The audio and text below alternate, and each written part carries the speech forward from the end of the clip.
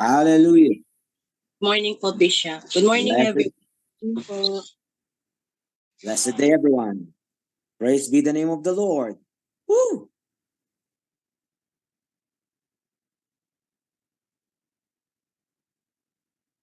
Good morning. Good morning. Morning.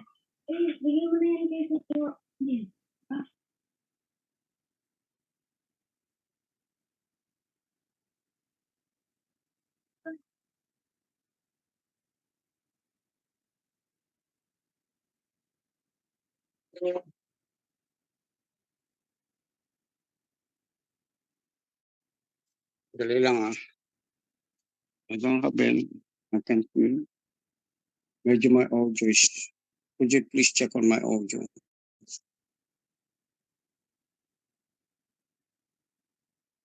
Was it right? Maybe it's not hooked up in Bluetooth or what, but I had it hooked up a while ago.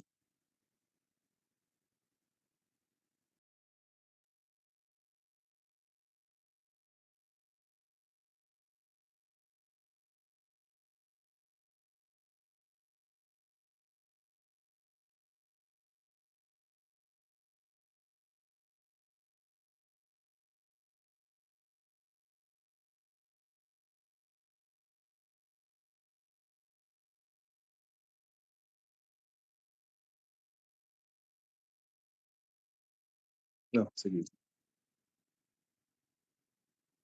You're hearing? Pwede. How do I? Zoom. Okay. Pwede.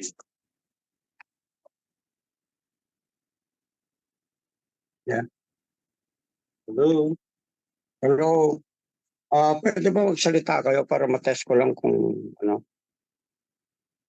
Hello po, Bishop. Hello. Hello po. Good morning, everybody. Can you hear it? I think Morning. they're not hearing me. They're not hearing you. Wait lang. Yeah, Okay you're na. not muted naman. Ha? Okay, hindi siya eh. Naririnig niyo daw si Bishop? Oo, naririnig. Okay, naririnig ka daw. Magsalita nga kayo, please, para test ko lang kung na-hear ko. Yes po, narinig po namin kayo. Yes po. Wala. So, hindi mo naririnig. Baka hindi naka-Bluetooth siguro. Wait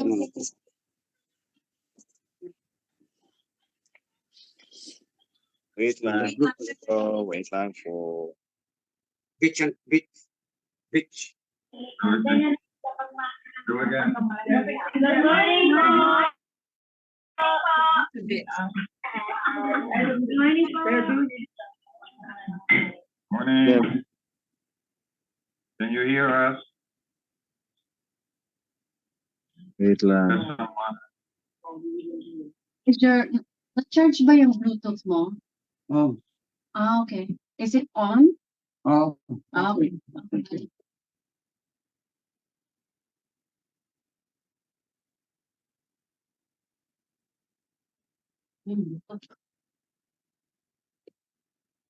Sino si? How do I connect you? Yung Bluetooth. Couldn't.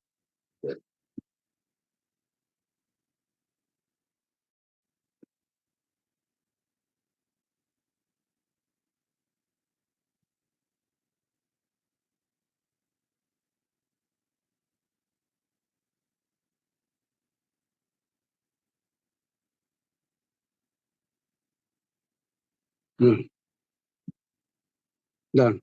Done. 1,000 pesos. Hello? Try nyo. Wala ang Bluetooth mo.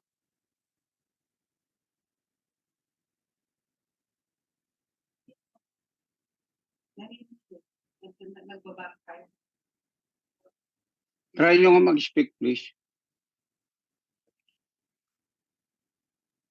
This video. Wala. Hallelujah. Wait, don't touch it. Bless the name of the Okay na. Lord. Good morning. Steve. Oh, yeah. Good morning. Can you hear Morning Bishop? Name.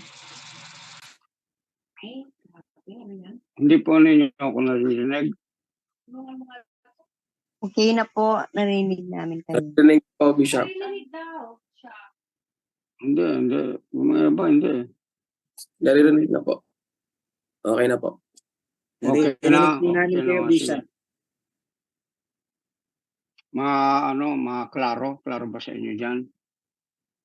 Okay. Yes po, Oh, Bishop. good morning po sa good morning po sa inyo lahat. Morning po. Good morning at hallelujah. Yan. Mag-pray po tayo sandali. Could someone lead the prayer? Hello. Amen. Sige po. JR, mag-pray ka. Hallelujah. Thank you, Lord. Thank you, Lord. Thank you, Okay. Father. Mm. Lord, Abasheka, Nera, Bakat, Nandalaya. I Oh, will, hallelujah. Jesus. We thank you, Father, for this day, Lord God. Thank you, Lord, for another privilege, Lord, to meditate on your word this morning, Lord God, to start our day right, Father. Right now, Lord God, cast all our cares unto you, Lord God.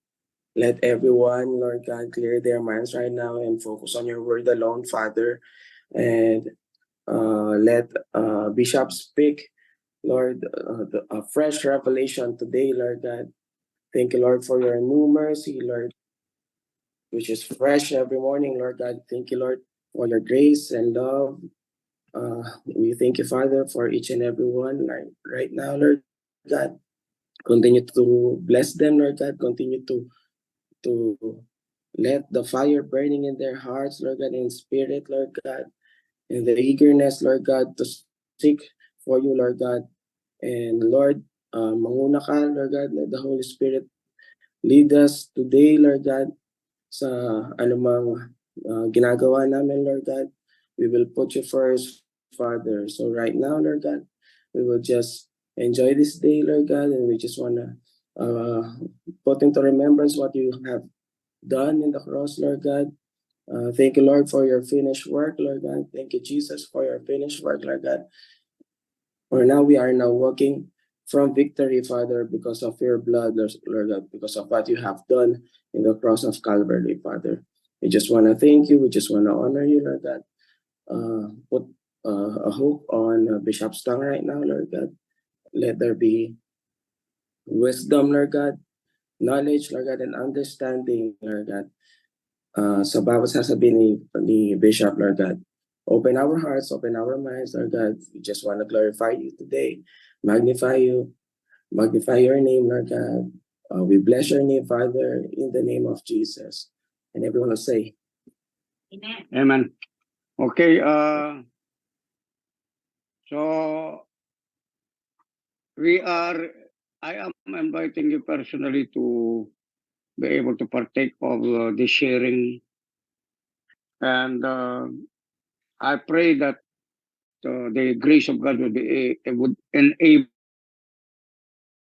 you to express yourself without being intimidated, and let your testimonies be heard, let your voice be heard, what's in your heart, para lahat po tayo rito nagkakaroon po ng way para sa bawat isa sa atin, opportunity na naibibigay po sa bawat isa sa atin para hindi lang ako lagi nagtuturo, kundi may time para doon sa conversation natin at interactive na fellowship natin, no? And ito'y makatulong din sa iba para ma-encourage na i-share ng kanilang mga experiences at ng mga encounter sa Panginoon. And kahit yung mga, halimbawa, seemingly na mga bagay na hindi nyo gaanong naintindihan, you could be able to ask questions also. Okay po ba yun? So, mag-start po tayo kung sinong, base Manang Linda, merong gustong sabihin. Ayan. Kung meron kayong mga napapansin, mga gustong sabihin, mga bagay na pwede ninyong buksan para tayo po ay makapagbigay ng konseho, ng counsel. Okay? So, pwede po ninyong umpisaan kung sino po yung gustong mag-share sa inyo.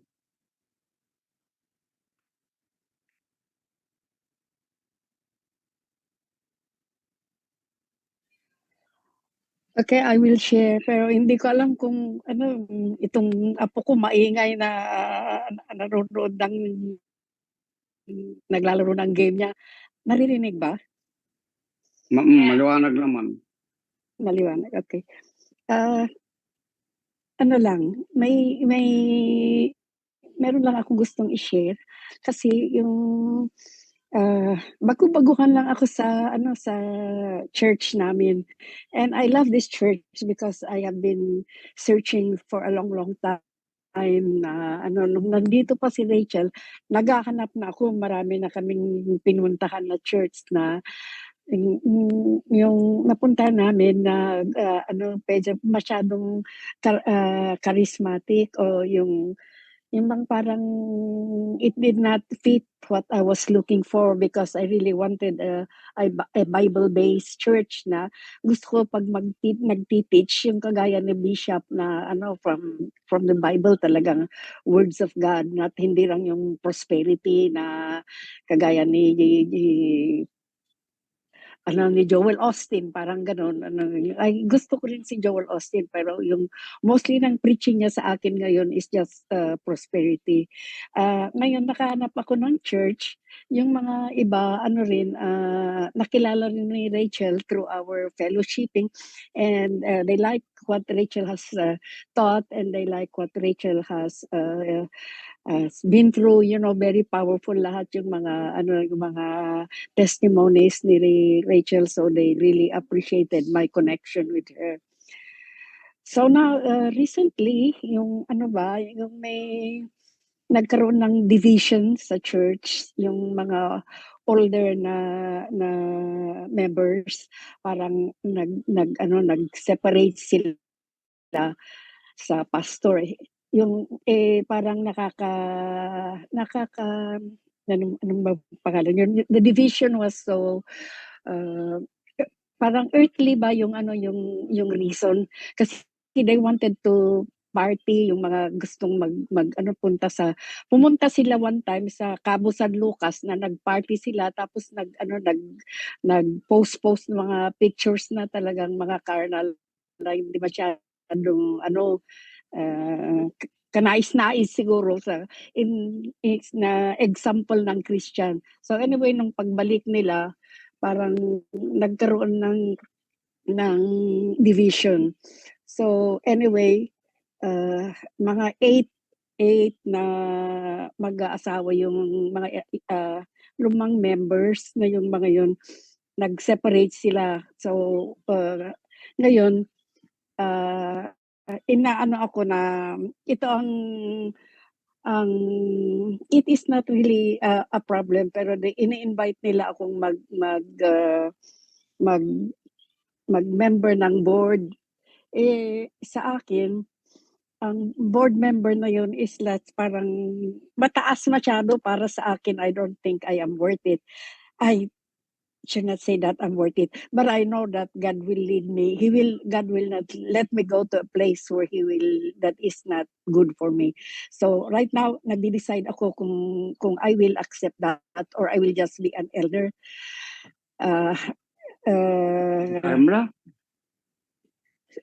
So I am wanting some prayers to enlighten me and tell me what I should be going through as a board member.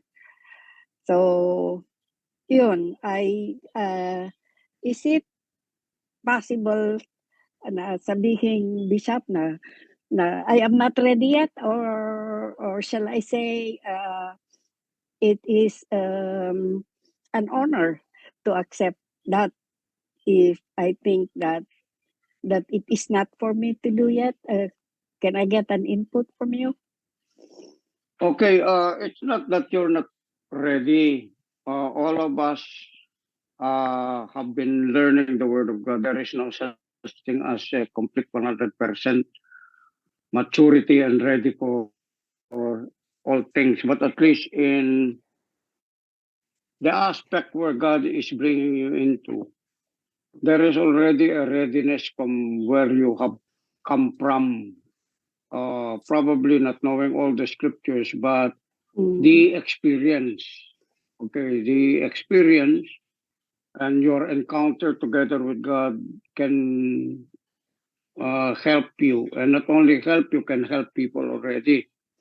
Kasi kung meron kang mga experiences na pinagdaanan sa buhay, kasi ang pinag-uusapan dito, when we talk about the Bible, talk about the scriptures, is talking about the life that we have, okay, presently.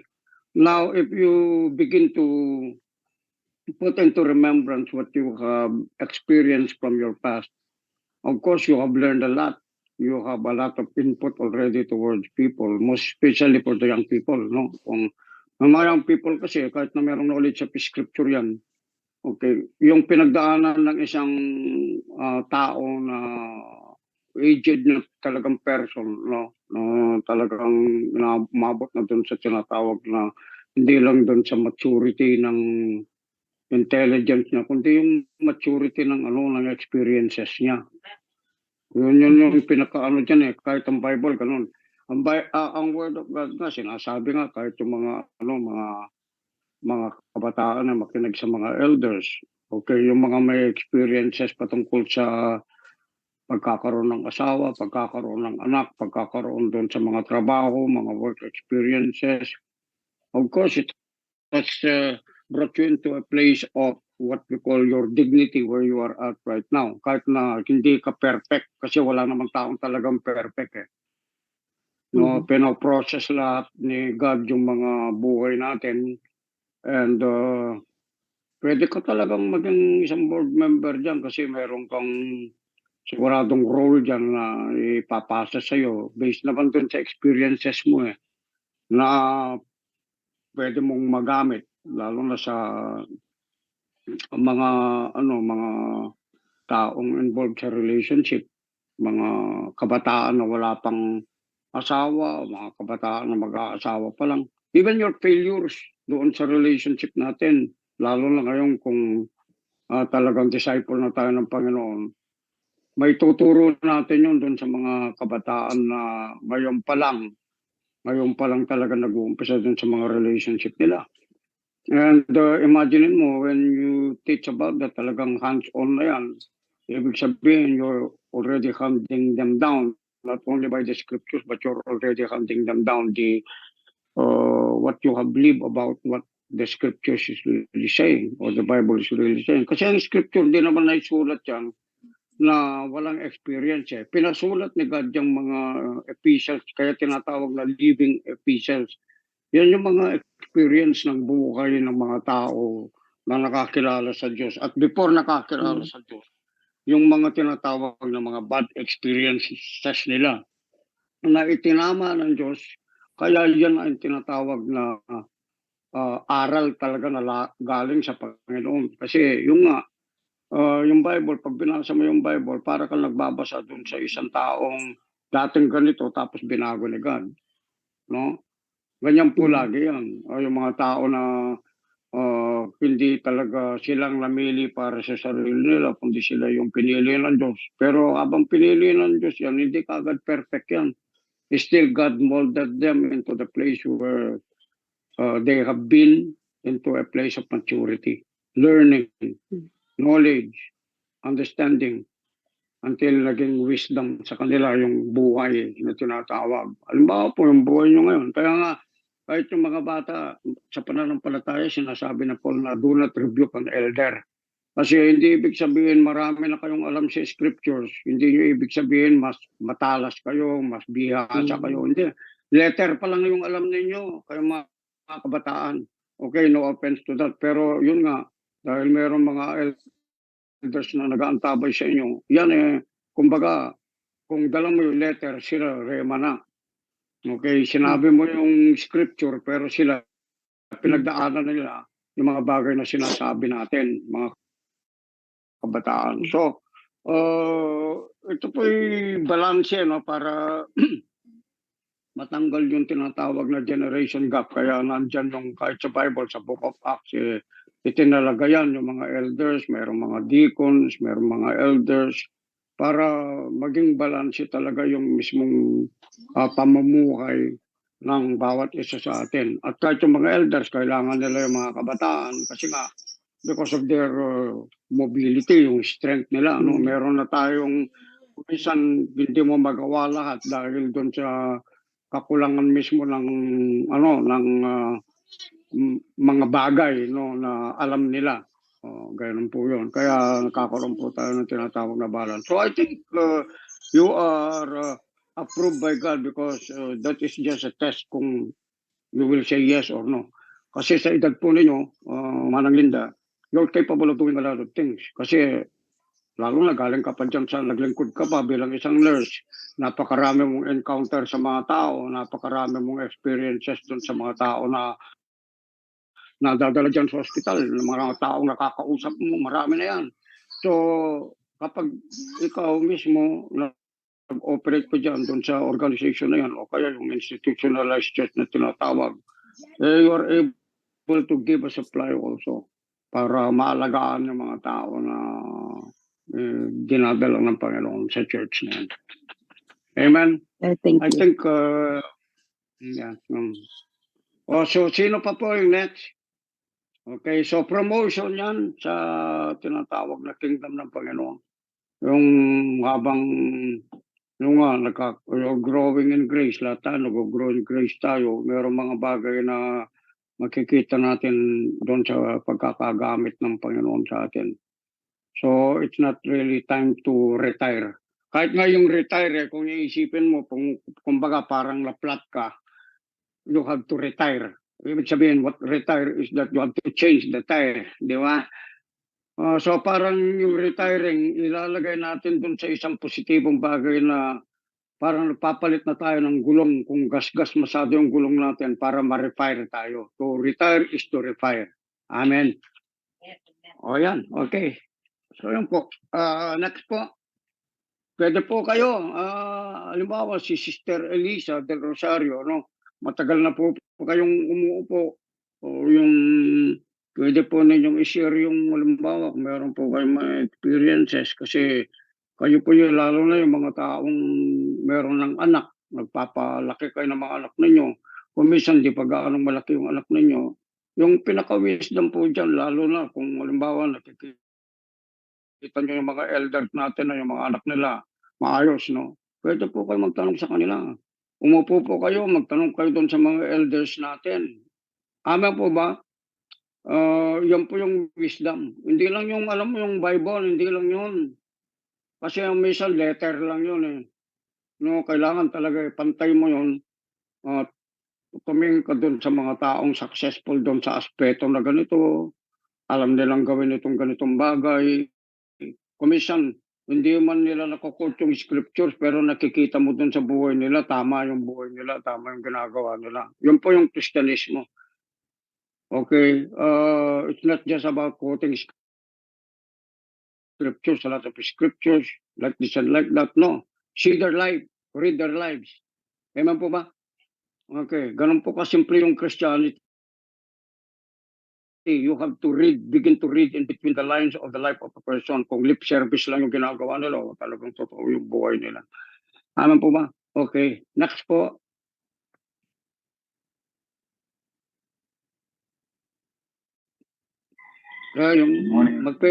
Sige, next po. Sino po? Okay, can I share something? Yeah. Can you hear me? Where are you? Yeah, for everything is a time, and God has the perfect time for everything. I want to share something that more than a year ago, brother gave me a book to read. And I put it in my cabinet and I did not pay attention to it. And it's already there. We moved here to Araya, but it's already in a cabinet for more than a year. Then last week, he sent me a message and he said, Jan, you still have the book. Can you return it? I said, yeah, it's okay. Let's meet in Angeles. Okay. And then I went to church last Sunday and it was during the worship.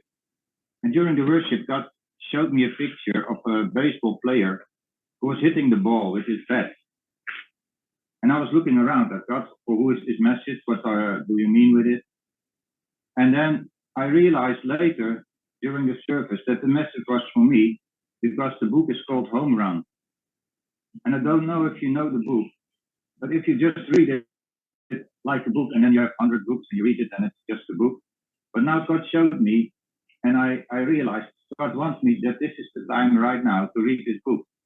And it's all about the transformation of the mind. It's all about Romans 12. And it's an amazing lesson how you can run with God's plan. I don't know if there are people who already know this book. I did not know this book, but it's really an amazing lesson about life, about transformation of the mind, and that you need to run the race with God's plan. You cannot make shortcuts. And also the book shows if you make shortcuts, what will happen, what are the consequences. So yesterday, Pastor Dolly shared he had to walk to the church because there was no money for transport. And Joshua shared that he was in the bottom of the ship to read his Bible.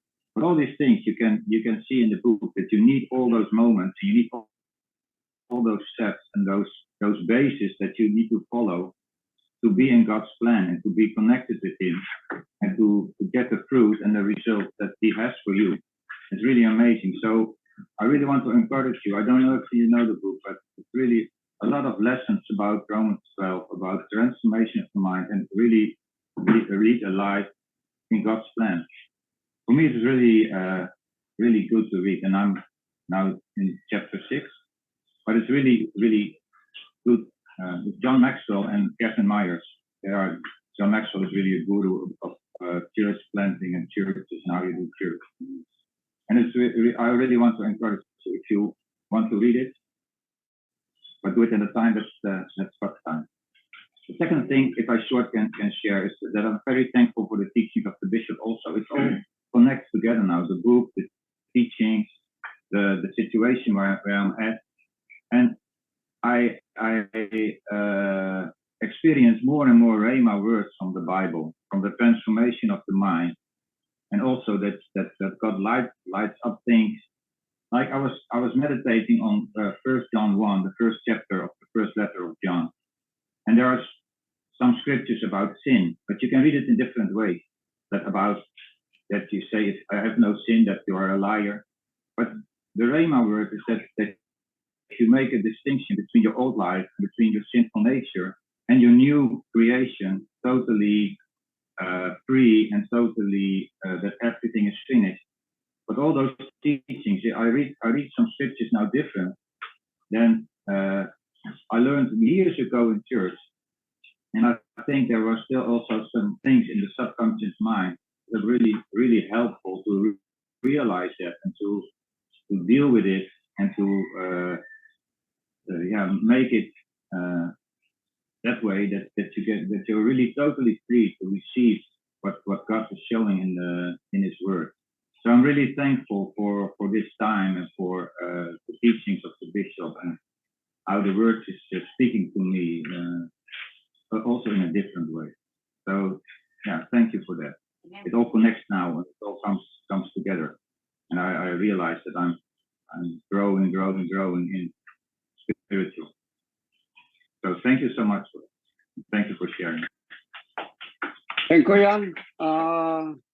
Your life is very admirable, and I believe that you were sent by God to become an apostle to the Philippines, most especially for the young people in which you are taking care of right now. And Powerhouse people is here to assist you also and to help you in whatever difficulties you may be having, and probably even taking care of those young girls, that God is drawing through you because of your availability and what God has placed in your life. So God bless you for what you're doing. We for that, we salute you for that as people in the Philippines, most especially at Powerhouse. We salute you. You are a Filipino blood to us. In the name of Jesus. Amen. Hallelujah. Okay, palakpakan naman natin yung gawa ng Panginoon sa buhay niya at yung asawa niya si Margaret. Thank God for them. So next po, yung pwedeng mag-share. Kasi ito po, what we're talking about here is not really about just yung kailangan solid na Bible yung sinasabi mo. Hindi, this is about life. Okay, remember that Christianity is about life.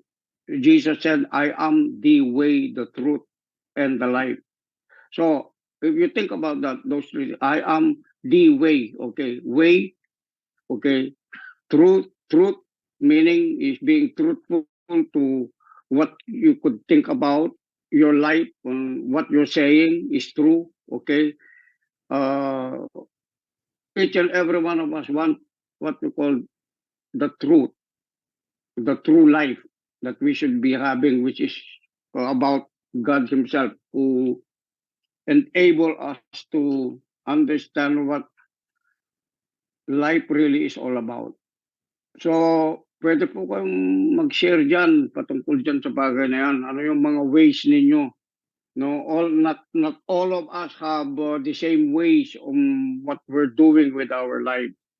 So you could share something and your life is appreciated by you sharing what you really are doing right now and what you're having right now. Based doon sa mga experiences din ninyo, pwede kayong mag-share. Kung halimbawa, meron na po kayong mga pinagdaanan sa mga anak ninyo, meron kayong mga pinagdaanan, mga pamilya ninyo, relationship po ninyo. And right now, it has really changed your life because of the Word of God. Please share. Okay.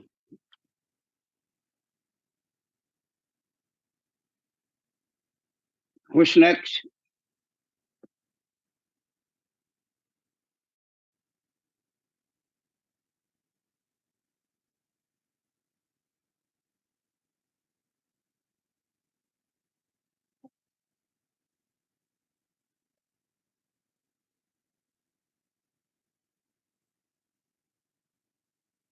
How about sino to? Si Bill.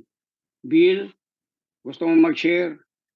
Mag-share ka kahit testimony lang o kaya yung mga nangyayari ngayon na mga bagay sa buhay mo. Tapos kung meron ka naintindihan na dun sa transformation ng mind natin, Kasi yan ang pinaka-topic natin lately.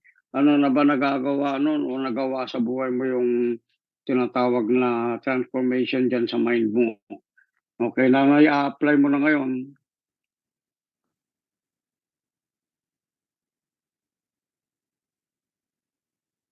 Pwede ka mag-share, gusto mo mag-share. Yung halimbawa yung nangyari kahit dun sa work mo, na-involved na si Christ ngayon dun sa buhay mo, pwede mo i-share yan. Yung ano yung kumbaga naidagdag ngayon sa buhay mo. Okay. Para marinig namin yung mga bago, gusto kong marinig yung mga bagong sumasali sa Zoom natin no?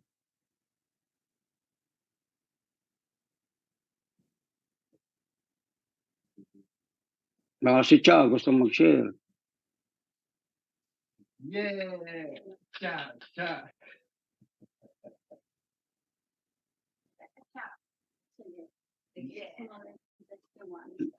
Lakasara ka, Cha. Kung gusto mo mag-share, pwede ka mag-share. Sige.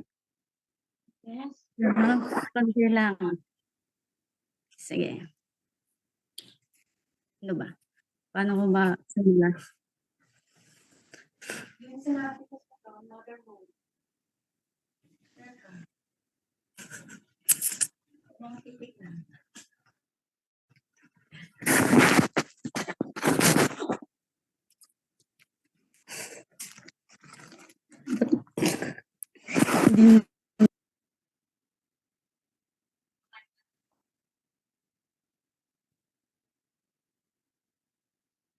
Ayaw mo muna, wag mo na. Wag muna daw. Okay, sige po, if you want to share something about what you do not understand and then now you understand. Okay.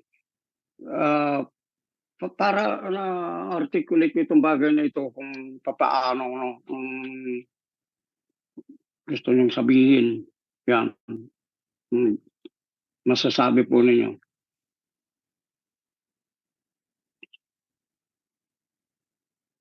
Bishop ako po. Sino? Relax.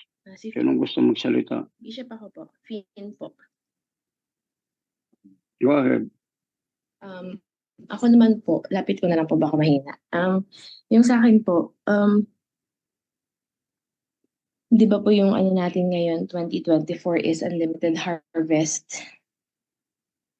Go ahead.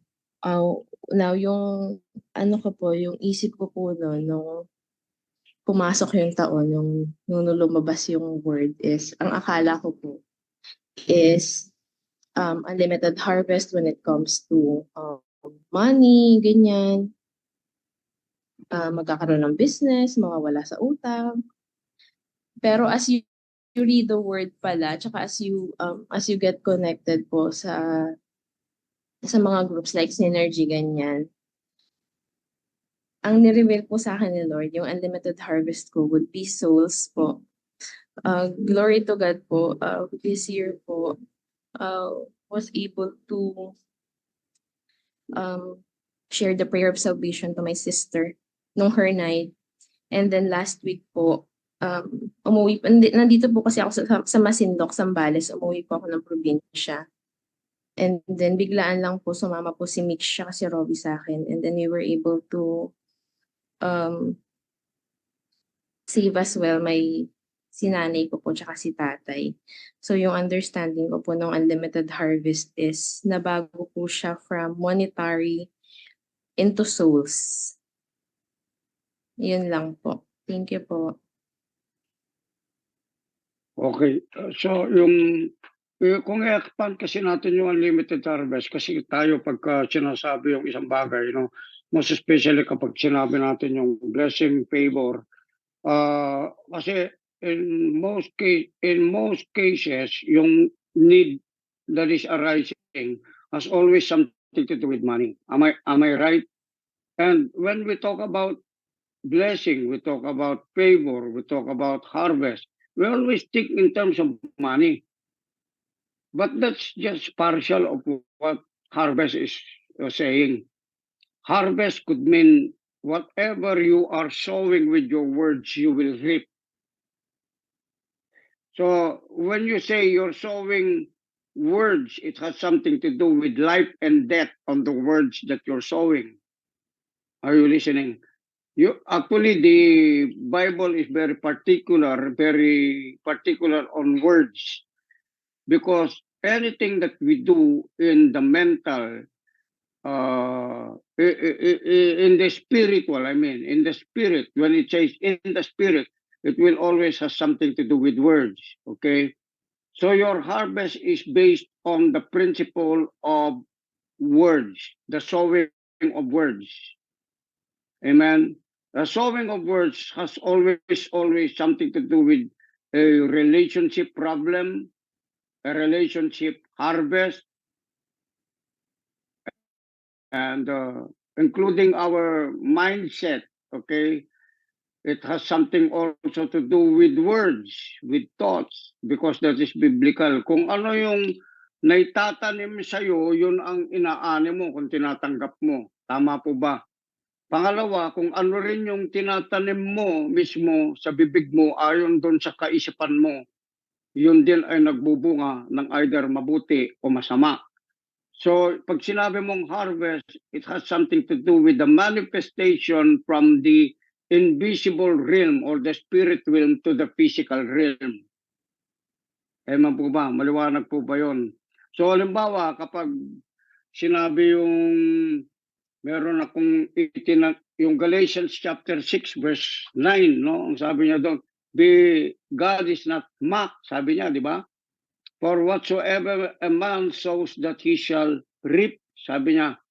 Ang ibig sabihin po noon, lahat ng aspeto ng buhay natin, whether it's spiritual, mental, and physical. Physical, siyempre, it has something to do already with financial matters, material matters, di ba? So, kung i-incorporate mo lahat yung bagay na yun, patungkol doon sa harvest, talagang marami ang ibig sabihin ang tinutukoy na harvest ng Diyos, no? Kung nagtatanim ka, spiritually speaking, nagpe-pray ka, you will reap a harvest from what you have been praying for. It will manifest, it will materialize. Kung nagpe-pray ka para sa relationship, meron magmamaterialize doon sa relationship mo. O nagpe-pray ka naman ng money, okay, nagpe-pray ka ng pera, it is associated with what we call money also. You have to sow money. Money yung tinatawag na money seed, okay? Sa relationship, ganyan din. You have to show kindness to people to reap kindness. You have to show forgiveness to reap forgiveness. You have to show mercy to receive mercy. Di po ba? Kung mali yung naitanim mo, halimbawa, bakit minsan may nangyayari sa buhay natin na ganito ganyan, it's not really all your fault. But in most cases, meron po yung kinalaman doon sa bagay na itinanim po natin ng mga nakalipas na panahon ng buhay natin. Ngayon, kailangan natin i-exercise yung tinatawag na redeeming power of the blood of Jesus for us to be able to redeem from the harvest that we had from the sinful life. No? Kaya meron pong redemption na tinatawag. Na ngayon, as you are already connected to Jesus, you have the power to redeem yourself from any bad harvest na tinatawag. Okay, the bad harvest in your life because you are now changing your mind. You are now beginning to understand the mind of God. You are beginning to understand about the thoughts of God. You are beginning to understand about the Word of God. That those things are part of the seeds that you need to transform any condition in your life. Okay, very vital because when you begin to use the Word of God, because God uses His Word to transform people, to transform any situation in your life. That God, in His mind, that if you are able to receive a word from Him and be able to show it, okay, to any situation in your life, to any problem in your life, it will begin to bring forth a harvest. Okay, it will be able to bring forth a harvest that you need in your life, or even things that you need to accomplish in your life, or to change the condition of your life. Amen. So, naintindihan na po natin yun, yung patungkol doon sa harvest. Kaya nga yung patungkol doon sa vision night natin, there will be a harvest of financial supply. Once you have learned how to tithe, you have learned to use your money seed in giving offerings, in giving to the poor. Okay? And sabi nga, you cast your bread into the water so that after many days it will come back to you. And then yung tinatawag na harvest doon sa relationship ninyo, kung mabuti na yung pakikipag-ugnayan natin sa, halimbawa, dyan sa kasama natin po ngayon, sa buhay natin, yung asawa mo, yung asawa ng yung mga anak mo, okay, nagkaroon na ng magandang tinatawag na kaisipan doon sa mga bagay na kung paano po makipagrelasyon, no? On how to develop a godly relationship, then you are able to reap also the blessing of what you have been sowing from the past. Nakukuha mong magkaroon ng deeper understanding sa relationship para mabawasan yung away-away, mabawasan yung mga argument, mabawasan na yung contention hanggang sa nare-refine po tayo ng nare-refine po tayo ng nare-refine. Kaya nga meron po tinatawag na improve seed at improve harvest, no? Lagi ko pong sinasabi yun. Yung, halimbawa, si ganito, improve seed, makikita mo, no? Dahil nga tayo from time to time, ang ano ng Panginoon sa atin is to have a better lifestyle, no? And that could happen by what we call choosing the quality of seed that we plant. At yan po ay meron kinalaman doon sa knowledge natin, yung understanding about the Word of God. Now you have first read the Word of God, you read it just like that in the letter, and then but you applied it. And when you applied it, ganito pala yun. And then you're beginning to have an understanding and a revelation of how to increase further what you have been learning from the Word of God until you see your life, okay, ascending. You see your life being promoted. You see your life having things like this, having a relationship like this, because you have already improved on knowing and understanding the quality of seed that you're planting. Amen po ba? Amen. Kaya ngayon kahit po sa mga industrial sa farming, nakikita po natin maraming nadidiscover yung mga scientists, no? Yung dating mangga na lumaki, nagbubunga ng marami, ngayon meron silang nadidiscover na kahit bonsai yung halaman, hindi ka kailangan umakyat ng mataas na mataas para pitasin mo yung mangga o kaya yung mga bunga ng punong kahoy. Nagagawa na po natin ngayon yan at nagagawa na po ng mga tao yan. Bakit? Kasi nag-improve po yung tinatawag na understanding nila. Pati nga doon sa mga seed na tinatanim.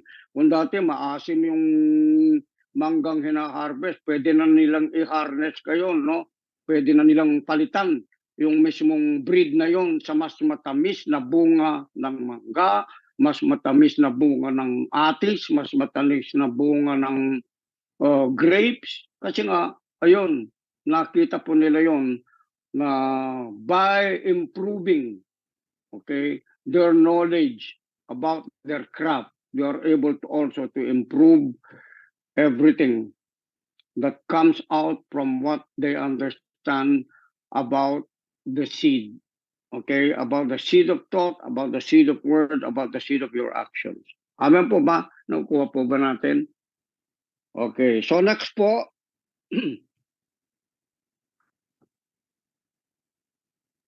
Opo, Bishop, mag-share po ako. Okay, go ahead. Yes po. Go ahead. Recently po talaga, yung this past few days tsaka weeks po, talagang nakaka-empower po yung renewal of the mind. So, recently po yung sa gender reveal, kasi we usually gather para to have happenings, ganyan, para mag-celebrate lang. But on that day po, Lord, on that day, nag-pray po kami ni Ann na sabi namin, every gathering na gagawin namin, we always make sure that that gathering will, will demonstrate or will show kung paano nag-work si God sa buhay namin, no?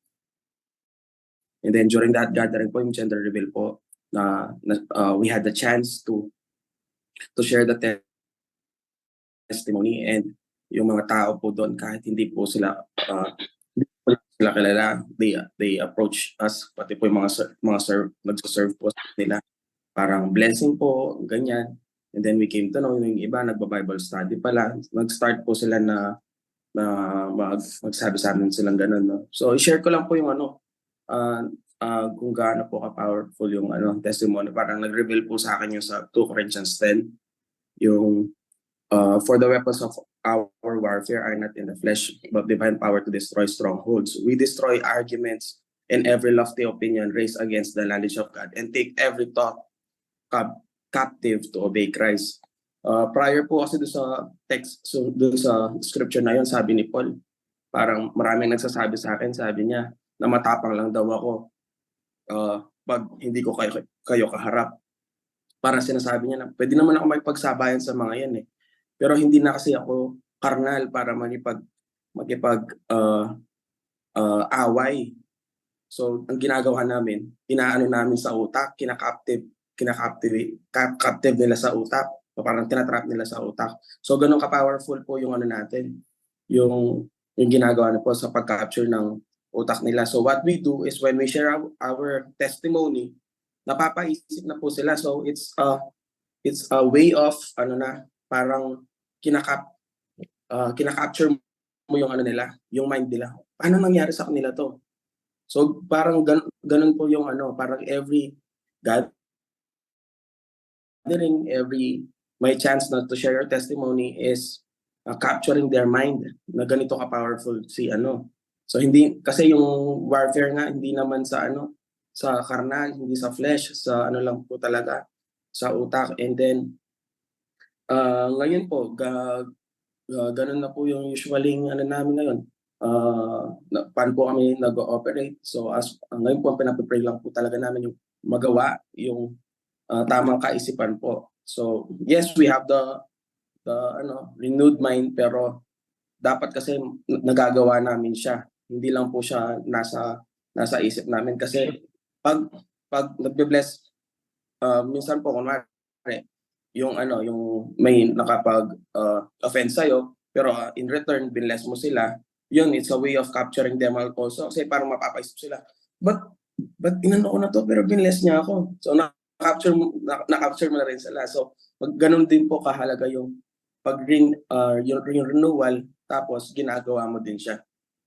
So yun lang po. So glory to God po na napapractice na po siya daily and by attending this morning prayer tsaka mga services po, talagang nakaka-empower pag-attend. Fellowship po, talagang nakaka-empower po, nakaka-remind everyday kung paano i-renew po yung mind natin. Yun lang po, glory to God. Okay, salamat sa yung perspective mo patungkol dito sa bagay na ito, na yung pananaw mo sa pag-attend ng morning prayer and listening to the Word of God ay ganyan yung reception mo na tinatawag. Kasi yung iba, ang tingin nila sa ganitong pag-attend na araw-araw, grievous sa kanila, burden sa kanila, obligasyon sa kanila, kaya hindi nila nakikita yung revelation patungkol dito. Okay, kasi itong talagang ginagawa natin na daily ito, hindi ko basta-basta lang na in-invent ito, may pattern po ito. Yung pattern ito is a pattern of the life of Jesus and pattern of the book of Acts, which is really apostolic in nature. It is godly nature to be able to gather together early in the morning, daily talaga yan. Kasi ang Acts, kung babasa, kasi hindi naman mahirap hanapin yung it's not hard for us to be able to find the will of God. To find the will of God, you get into the scriptures, you begin to observe the scriptures, not just read it with your eyes, but observe the scriptures. That's how you do it. Now you observe the people who has been called by God, summoned by God to write the scriptures. When they wrote the scriptures, they were writing their lives. That is the scriptures. It is a living testimony. It is a living proof of who they are. They did not write it doing it daily, but they were really doing it daily. That was their life. Amen po ba? That was their life. Kaya if you understand what I'm doing, if you understand what we are doing, it will not be obligation. It will be really a lifestyle for you. Amen po ba? And then, napapansin po natin kasi ito, kung bakit meron pong shallow na mga Kristiyano, nagbabase yung mga buhay nila doon sa material na bagay, doon sa mga carnal na bagay. Kasi nga, doon yung laging tinitignan nila. Masyado silang attracted sa physical na bagay. Okay, na bago maging realidad ang isang bagay, nag-uumpisa yan doon sa bagay na hindi mo nakikita eh. At kung minsan nandun yung tinatawag na katotohanan o kaya yung tinatawag na kawalayan ng kawalan ng kamalayan. Okay. Yun doon sa mga bagay na totoo, no? Kasi yun nga, kung halimbawa, bago kasi magkaroon o maging isang physical na bagay yan o manifestation na isang physical na bagay, nag-uumpisa talaga yan dyan. Kung paano mo ina-articulate yan, kung paano mo ini-internalize yung word of God mismo sa isip mo bago mo gawin. Amen po ba? And salamat po dun sa ano, no, dahil itong ginagawa po natin dito sa everyday nito na nag-start na ito dun sa pandemic. Napakalaking tulong po sa bawat isa sa atin. Actually, kahit sa akin, malaking tulong ito kasi na kukuha natin mag-gather together, mag-incorporate sa Zoom na kahit malalayo tayo, no? Kasi kung halimbawa mag-gather tayo dun sa church, very laborious po ito. No, very laborious. Palagay ko yung mga tao sa doon sa Book of Acts, nagagawa nila ito dahil meron silang community kagad ng believers na malalapit lang mismo yung mga bahay nila by that time. Pero sa atin po, imagine mo, meron mga tao nakikinig from the United States. Meron po tao nakikinig doon sa ibang lugar, sa Baguio. Meron po tao doon sa Tuguegarao. Meron. Paano mo ma-incorporate lahat yan? Okay, kung wala po itong blessing na ginawa ng Panginoon dito sa yun, itong Zoom na ito, technology. By technology, nagkakader po tayo. Napakalaking bagay po ito para sa atin. At least na kahit nandito po tayo, kahit hindi tayo nakikita physically, yung epekto nitong bagay na nangyari doon sa place ng kung nasaan man tayo na maaring wala tayo doon sa tinatawag na lugar talaga, no? Lahat tayo, wala tayo dito sa wala kayo diyan sa Angeles, kami nandito kami ngayon dito sa Bohol. Si Sister Sol nandun sa Tuguegarao, tama po ba? Pero nakikita po natin yung kung ano yung napag-uusapan natin at kung ano yung mga bagay na naituturo mismo ng Biblia sa atin. Physically speaking, na-articulate po natin yan, na-manifest po natin, no? Doon sa mga lugar. Like for example, si Sister Sol, nakakaya niyang i-facilitate yung isang buong school. Andun yung parents, andun yung mga teacher, andun yung mga kagawad, andun yung mga children. Imagine po ninyo na isang tao lang yan.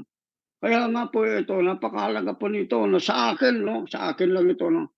Kung yung iba yung tingin nila dito sa Zoom, sa ganito, ganyan, na ganito lang ito, ganito lang ito. Hindi po ganito lang ito. Are you with me? Hindi lang po, ito, hindi lang po yung parang routine lang ito. Hindi, this is not routine. This is a lifestyle. And even if it's a routine, our life is hidden in a daily routine. Your prosperity is hidden in a daily routine. Your success is hidden in a daily routine. Depende kung anong ginagawa o anong routine meron ka. Yung iba kasi, yung routine nila, iba yung routine nila. It's not about spiritual things. When you have a routine about spiritual things or life together with God, it will bear fruit. Abundance of fruit in your life. Are you with me? Ito, hiwa-hiwalay po tayo in the bodily form, in the fleshly form. Pero because we're hearing the word of God, we are having what we call an unlimited harvest, not only in the realm of the spirit or in the visible world, but we are having an unlimited harvest in everything that God has called us for an assignment. Kaya man po ba, yung iba sa inyo nagpa-prosper dyan sa trabaho. Meron po sa inyo dyan, kamukha ng Cheche. Ayan, si Cheche, meron siyang hawak na bata, pero nagtatrabaho yan. Meron siyang laptop. Imagine mo yan, parang anong tawag nito? May tawag dun eh. Multitasking. Yes, okay. Kasi alam nyo, kung titignan nyo sa invisible world, yung mga anghel at maging ang Panginoon, sabi ng Bible, they have many eyes. God has many eyes. It doesn't mean to say it's what we call in a physical form. No, it's not that. Because when you become spiritual, okay, you have only 2 eyes in the physical, but you have plenty of eyes, multitude of eyes that you could perceive what's going on there. You could project what you would like to do here. You could, as if you have eyes at your back, that you know what happened in your past. Are you beginning to see this thing because of the revelation of the Word of God? Now, when you grow in the revelation of the Word of God, you will not be bored. Why? Because there are a lot of things that God is showing you. There is something that is in the heavens. There is something that is under the earth. There is something that is present here. There is something there. There is something in your left. Kaya marami tayong mata, yung tinatawag. Marami din tayong tenga. Nakukuha po ba natin? Yan po ang nakukuha ng fellowship nito. Itong Zoom na ito, araw-araw. We are not fellowshipping for gossip. We are always fellowshipping for advancement and progress. Nakukuha po ba natin?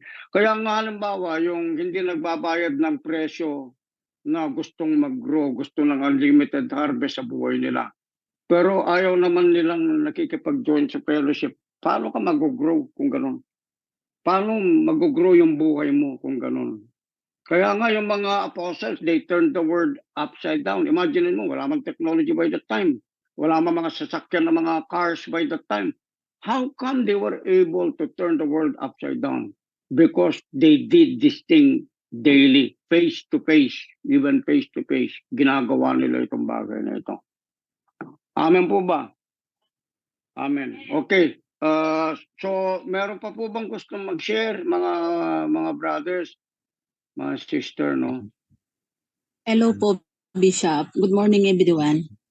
Yan. Sige. Nag-ano muna po ako, nagpa-lead muna po ako sa Holy Spirit para makapag-share po. Thank you po, Bishop, sa araw-araw na pagkikinig ko po at pagkikinig ko po sa mga pastors natin. Maraming salamat po sa buhay ninyo sa araw-araw. Yung ano ko lang po, yung ngayon ko po na ano yung purpose ko kung bakit po pala ako nakikinig sa Word of God sa mga sinishare po ninyo. And then po, pag minsan po kasi may tumatawag sa akin, nagpapapray po siya. And then sabi ko, Lord, lead mo po ako kung paano po ako mag-pray, sabi ko. Yung last nga pong pinag-pray ko, tapos sabi ko, mag-agree lang po sila na sa prayer namin, na intercede po namin ng prayer, yun po yung 24 hours na po siyang nasa ICU. And then po, pinag-pray po namin siya ng umaga, pagkatapos ng morning prayer. And then po, after lunch po, nag-ano na po siya, nag-okay na po siya, nawala na daw po siya sa ICU. And then paglising po ng humihingi na daw po siya ng pagkain. And then po, nag-testimony po ako ng morning prayer noon. Wala po kayo noon eh. Umalis po kayo. And then po, yung ano po, paano ko po maaano yung pag nag-pray po ako dahil yung nakita ko po sa vision ko, black siya na mapula po yung mata. And then po, after ng 3 days, ako po yung nagkasakit. Yung parang sa BP ko, halos 160, 110 po, halos maghapon po. Tapos po, sabi po sa akin ng devil na, hanggang dyan ka na lang. Ano ka na, hindi na-alis yung presyon mo dyan. Sabi po niya sa akin. Pero hindi po, nag-ano po ako na, mag-pray ako. Hindi ko alam paano pag-pray. Pero nag-ano po ako, yung nag-speaking tongue po ako, na parang, yung init ng katawan ko, bigla po siyang naging malamig po. Dahil naramdaman ko po yung ni Lord, yung presence po niya sa akin. Yun po. Okay. Tuwing kung may pinagdadasal po akong may sakit, ganun po yung balik po sa akin. Paano ko po maaano yun? Ano po pong tawag kasi doon? Yung paano ko po ma-over.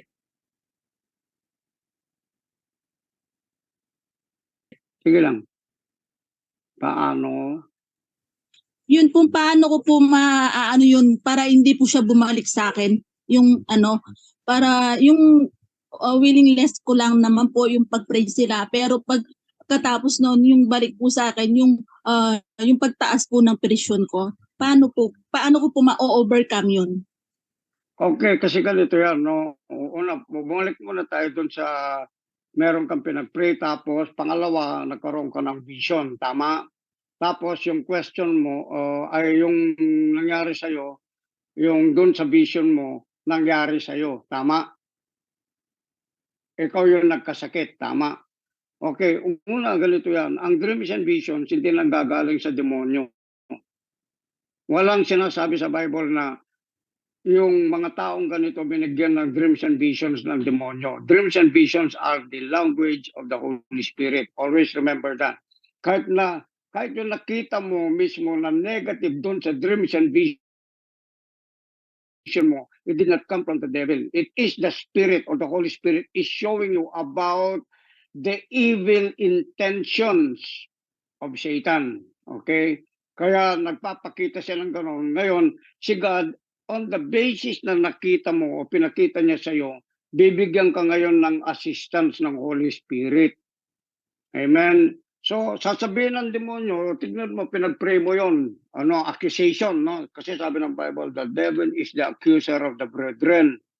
Yung nag-a-accuse lagi ang demonyo, maganda na yung ginawa mo, pero babalingan ka pa rin ng tinatawag na accusation at sasabihin niya, wala namang kwenta yung bagay na ginawa mo. Tignan mo yung bagay na ginawa mo. Ikaw ngayon ang nagkasakit, sasabihin niya sa'yo. Okay? Tama po ba? Now ngayon, kung papaano ka nag-i-stand, okay, mismo doon sa tinatawag na faith mo in the Word of God, because you have become an instrument for the healing of others, may tendency na kung ano yung nasa kanila napunta sa'yo, parang gano'n, ano? Now, ito yung testing dyan, that yung power na yon is not only for others. It's not only for others, but it is also for you. So if you keep standing from kung ano yung bagay na ginawa mo, it will actually increase more of what you have done, okay, para ma-establish ka doon sa bagay na yun. Kaya nag-pray ka, and then at the same time, you still have to decree, no, I'm healed by the wounds of Jesus. Parang sa akin, nangyari po yun eh. Sabi ng demonyo sa akin, tignan mo nangyari sa iyo, pinag-pray mo yung nagka-COVID ka tuloy. Sabi niya sa akin. So yung testing sa akin, no, nung umabot ba, pinag-pray ko yun na heal. Okay, tapos bigla ako nagka-COVID ako. Pero the Spirit of God spoke to me. Okay, na gustong may establish ako mismo doon sa higher realm, higher level, na kung paano ako nagpe-pray, hindi lang doon sa mga maliliit-liit na mga kaso ng mga taong may sakit, but to strengthen me further that I could raise up the dead if I have overcome death also. Intindihan po ba natin? Amen po ba? So, yan po ang tinatawag na improvement ng Panginoon sa atin. Halimbawa, yung pinag-pray mo, ganon, no? Sooner or later, magkakaroon na naman ng ibang case, tatawagin ka na naman ng Panginoon. Yung level of faith mo dati na kung saan ka nag-pray para doon, hindi na yun yung level ng faith mo. Umakyat na yung level of faith mo. Kasi hindi mo lang na-overcome yun, na-overcome mo rin yung attack na yun, hindi lang doon sa tao na yun, kundi pati sa'yo. Nakukuha po ba natin? So, in the thing, it is still has something to do with what we call the abundance of harvest or unlimited of harvest in the aspect of healing. Amen po ba? Nakuha po ba natin? Hindi ka sa kaperahan, pero doon sa spiritual na kalalagayan patungkol doon sa tinatawag na gift of the Spirit of God, you have received an unlimited harvest or abundance of harvest there. Kasi ginamit mo yung faith mo para ipanalangin yung ibang tao. The same thing sa bawat isa po sa inyo. Halimbawa si Pastor Francis, yun. Si Evangelist, I would say Evangelist Francis, no? Kasi dapat ngayon matuto na tayong magtawagan doon sa halimbawa kung ano yung position at yung functionality na tinatawag, no? Hindi, not for the sake of ego po ito, pero pagka ito po kasi inilagay natin kung paano doon sa pagkakatawag ng Panginoon sa atin, lalo pong nagiging effective mismo yung ministry natin. Naintindihan po ba natin? Parang yung office ni God na ma-magnify sa iyo na ikaw talaga yon. Kaya kung halimbawa, ikaw talaga yon, kapag nag-function ka, yung ka talaga. Pag sinabing evangelist ka, talagang nag-evangelize ka. Pag sinabing teacher ka, turo ka ng turo. Naintindihan po ba natin, pag sinabi naman apostle ka, talagang nakakapag-pioneer ka ng mga work ng Panginoon sa kanyang kingdom. Pag sinabi ka naman prophet ka talaga, nakakapagbigay ka ng direksyon, nakakapag-prophesy ka, okay? Nakakapagpaliwanag ka kasi isa rin sa role ng prophet yung meron kang mga insight na tinatawag, no? And then nakakapagturo ka ng advanced na turo. Okay, that is what we call the prophetic anointing. Amen po ba? So, yung bagay na nangyari sa'yo, ganun, ngayon na-prove mo, no? That the power of the Holy Spirit is working in you, and then you can function, Sister Alicia, in the gifts of healings. Kasi hindi lang gift of healing, mag-e-extend yan hanggang sa una, maaaring gift of healing, maaaring yung kaya mong patayin, tigsa lang, pigsa. Okay. Tapos lagnat. Tapos sooner or later, ganito. Tapos sooner or later, ganyan. Tapos sooner or later, cancer. Kasi nag-i-improve yan eh. Amen, yung level of faith mo, minamat din ni God yan. Okay, tinatapat ka rin. At ang bagay na yan, it's not the leadership of the devil. Okay, a leadership of the Holy Spirit, even kasangkapanin mismo yung kalaban para ikaw mismo ma-promote ka, para ikaw mismo maging kang matatag. Kamukha nung nangyari kay Jesus, and Jesus was led by the Holy Spirit to be tempted into the wilderness. Nakuha po ba natin? The Holy Spirit is the one who is initiating the movement sa buhay natin. Minsan nakala mo masama yung nangyayari, pero hindi. It is initiated by the Holy Spirit so that you are able to come forth, to come out, to come into a place where the anointing of God is so evident already over your life. Kung minsan parang hindi mo na-overcome, ang ibig sabihin, kulang ka, maaaring kulang ka sa yung tinatawag na component doon para doon sa anointing mo na maging effective. Pero ito po, no, hindi ka nilid ng Holy Spirit doon sa doon sa kakulangan mo. No, ililid ka ng Holy Spirit, meron kang tinatawag na enough supply para doon. I-act mo lang. Minsan word lang eh, di ba? You just speak the word. Jesus did that. He only spoke the word. And things came into being, and things happened because he knew how to release his word into action. Amen po ba? Okay. So next po. Did I answer your question, Sister Elisa? Okay. Yes po, thank you po. Next po. Okay. Next po. Kung meron po pang gusto pang mag-share.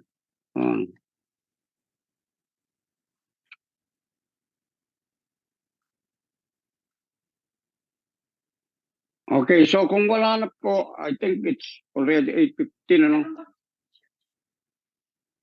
Are you good, guys? Sa likod, okay. Sa pagbabalik po natin dyan, lahat ng mga mga kasama natin na umupo ng matagal dito, we are going to give a promotion to you, lalo na doon sa medyo mga nag-grow in grace doon sa mga edad ninyo, no? We will commend you to the body of Powerhouse, mga may edad na umuupo, no, para magamit po kayo talaga sa eldership na kayo yung magiging tagapagturo ng mga kabataan, kasi kayo yung mayroong experience sa pagkananay, pagkatatay.